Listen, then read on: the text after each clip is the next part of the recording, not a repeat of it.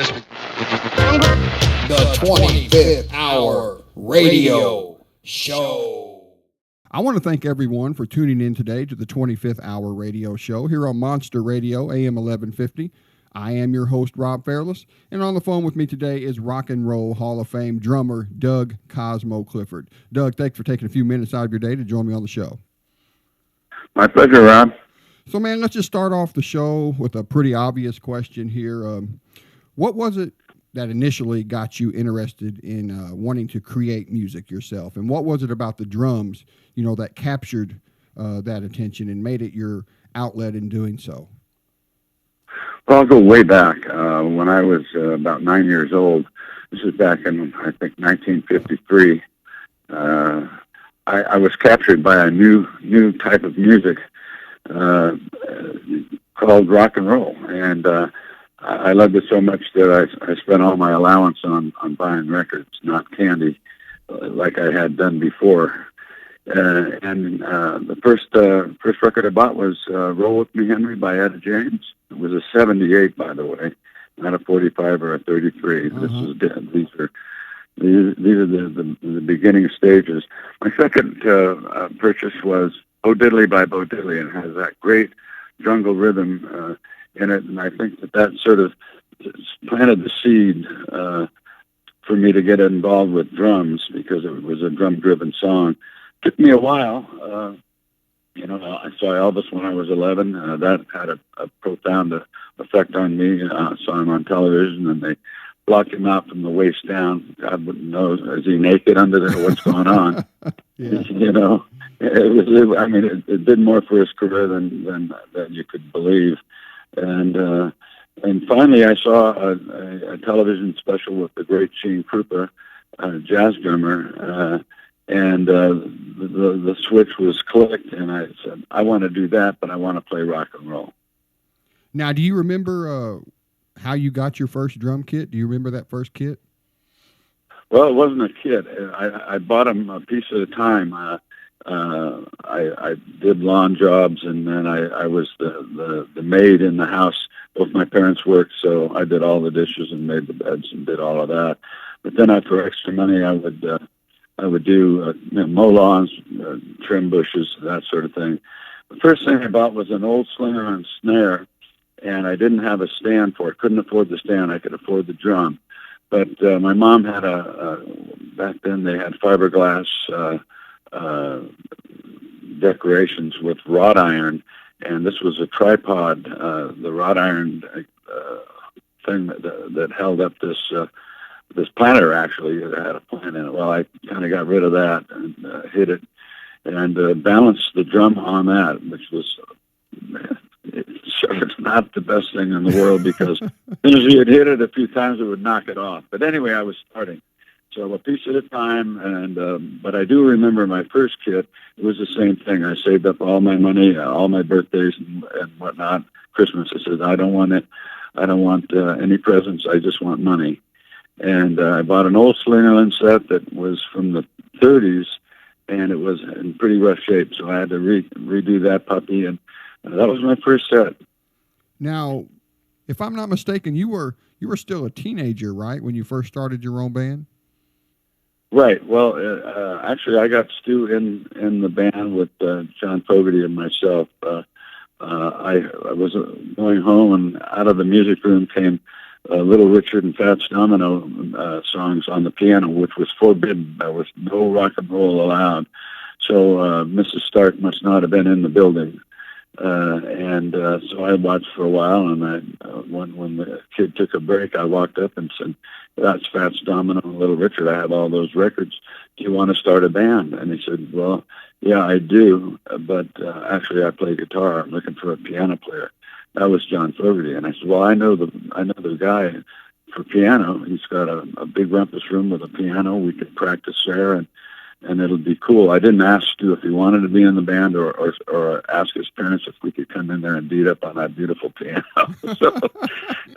But that's how it started. We were an instrumental band, and then a few years later, Tom Fogerty got us to back him up in the studio.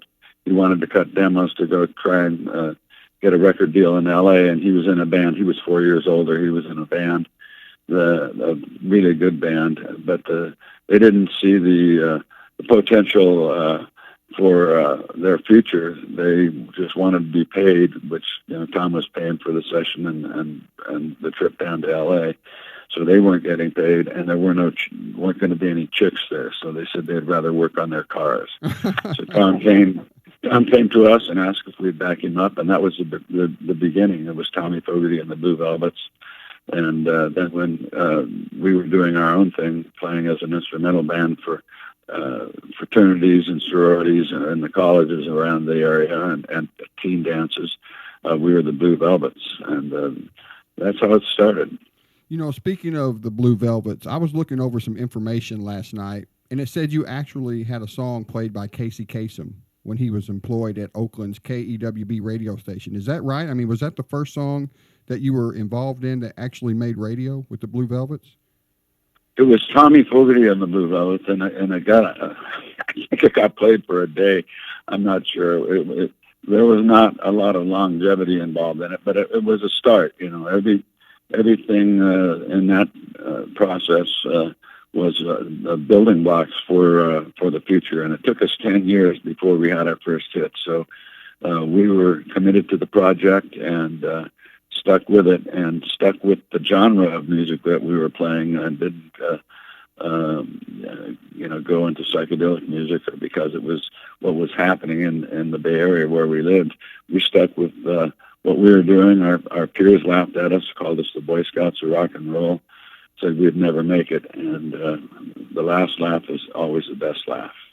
So, of course, you went on to form Creedence Clearwater Revival, which is well documented on how that came to be. Even though Revival was only together for around 5 years, you made your mark with a ton of hits. Was it tough on you to adjust to the new fame? I mean, at least in the very beginning, when Revival was on the upward slope of its popularity? Well, we were together as Revival for less than 4 years, actually, and it came with Suzy Q, which was not an original song, and then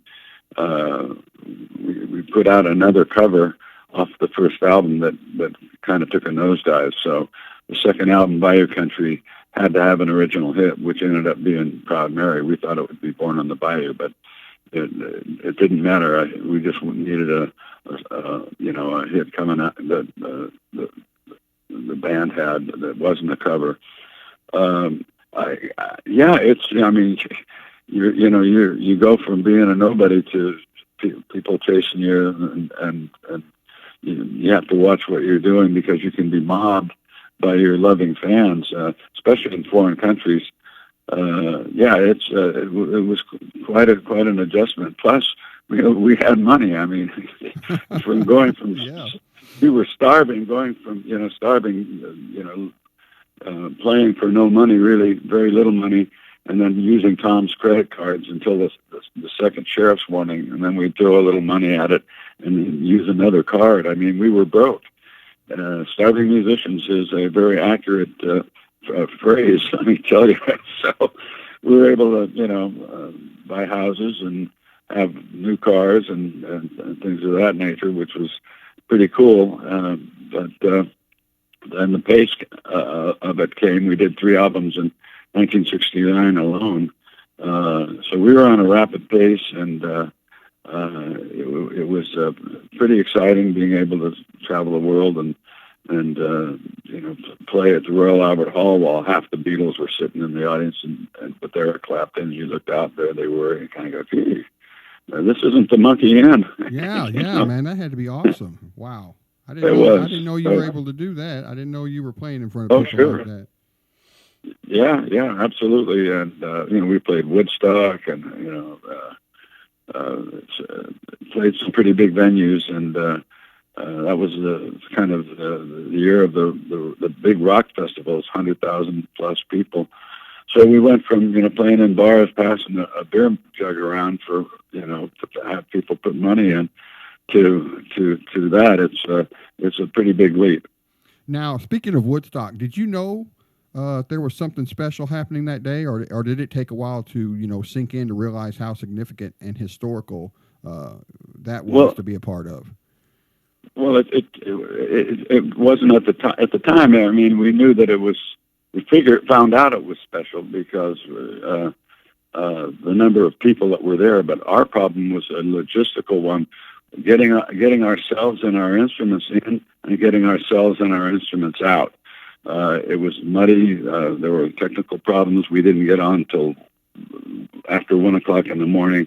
So things that, the weather didn't cooperate. There were a lot of problems there. The one thing the problem that didn't exist is people being upset and violent because there was no food, no drinkable water. Conditions were wet and people were cold, but people just shared with strangers what they had. They would just pool whatever they had, and they looked out for each other. It was amazing. And then 25 years later, they had the 25th anniversary where they have more food and more of everything that you can imagine. The people thought the prices were too high, so they rioted and burned down the stage and had to end the show. So, the fact that you could feel that it was truly born out of love and people caring about their fellow humanity made it real special. But we had a tough time getting in and getting out with our equipment. We had gigs that were coming up, and we weren't going to hang out there, and just because it was a cool scene, we had a responsibility to go play the next gig, and we were able to do that. Well, congratulations on being a part of that, even though you had a tough time getting your instruments in and out. I mean, looking back, I'm sure you're glad that you was able to be a part of that. So, man, let's absolutely. Yeah, so let's just move forward here and talk about some current things here. At the moment, you're performing as Creedence Clearwater Revisited, which you've been doing now for like 20 years, I guess, with bassist Stu Cook, another founding member. Also, Kurt Griffey, I apologize, Steve Gunner, and I think the newest member of the band is singer Dan McGinnis. Am I right? That's correct. Now, why did you and Stu decide to put this project together back in '95, other than just for the love of the music, or was that just what it was for? Well, it was a combination of things. He was living in L.A., and I live up in the mountains in the Lake Tahoe area. In fact, I'm sitting right now looking out at big snow-capped mountains, and a bobcat just walked casually by my living room window. Wow, so, that's awesome, man. I would love to live somewhere like that. I'm up there where the wild creatures live, and it's beautiful.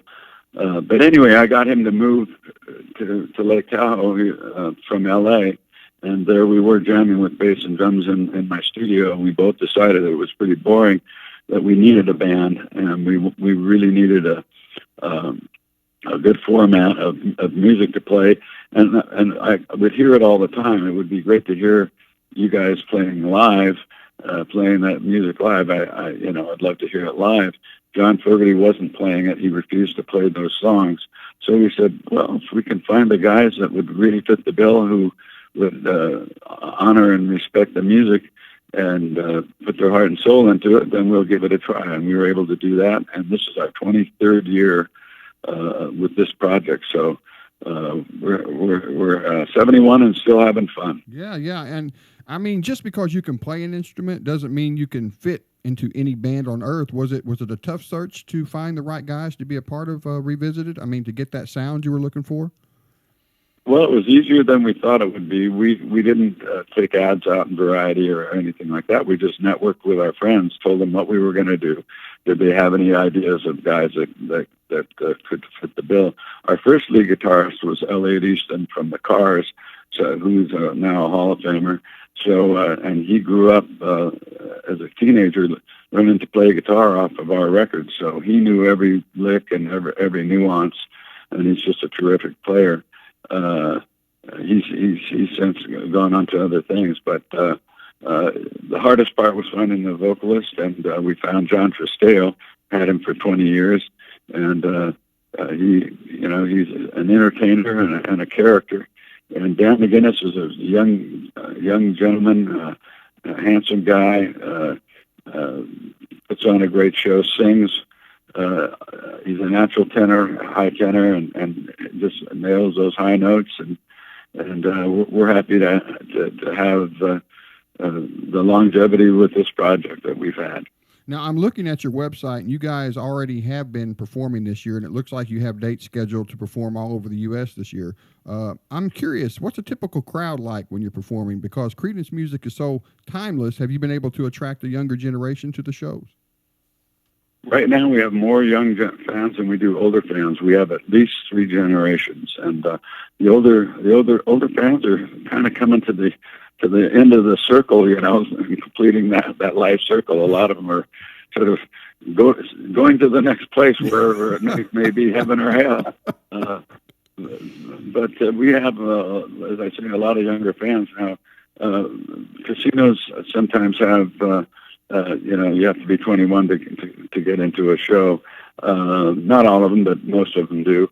And in the winter months, that's most of the kind of work we do, because there are no outside shows. It's wintertime.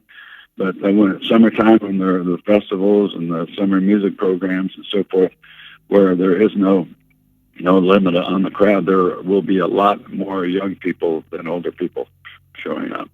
Now, just before we start to kind of wrap this up, outside of music, when you have downtime, away from touring, these interviews like this, anything like that, what do you enjoy doing? Do you have your own set of hobbies you'd like to perform? Are you an outdoorsman, hunter, fisher, anything like that?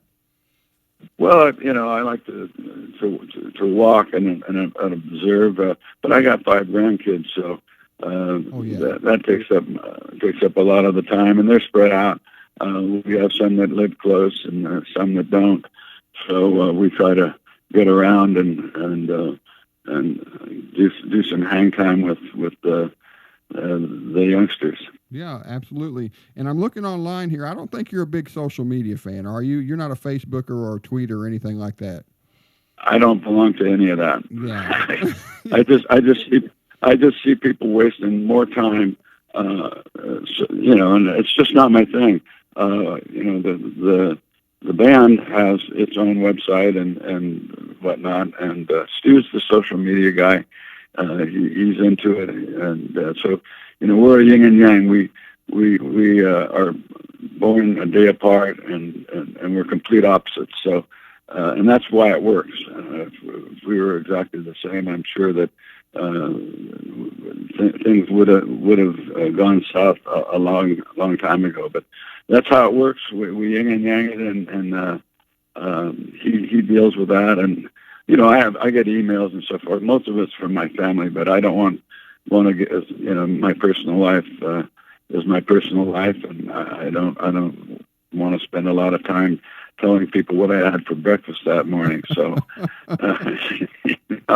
I'm guilty. That's the way I like it. I'm guilty of that. Scrambled eggs and bacon this morning? Yeah, I am guilty. So, Doug, man, before we wrap this up, I know for a fact there are a ton of people listening right now who are huge fans of your music. Can you help me out here and maybe just say a few words to those people who are listening who have supported you and the band throughout these years? Sure, absolutely. I want to thank 2 groups of people, actually.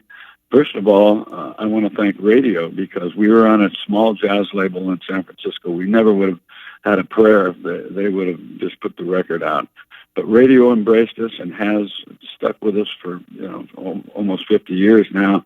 So I thank radio. Now radio has put the music out to the people, the fans, and thank God for you, because otherwise I'd be doing something else. And I love what I do. I love to go out and play these songs for people, young and old, and spread the love around. So keep it up. We do appreciate loyalty from the radio and our fans.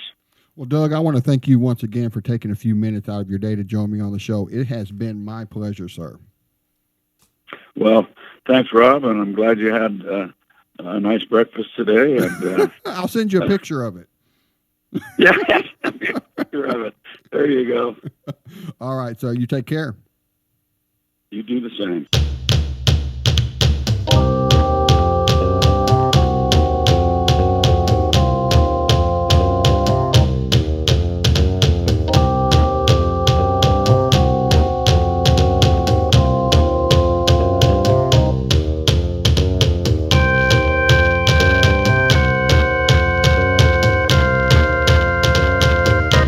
the 25th Hour Radio Show.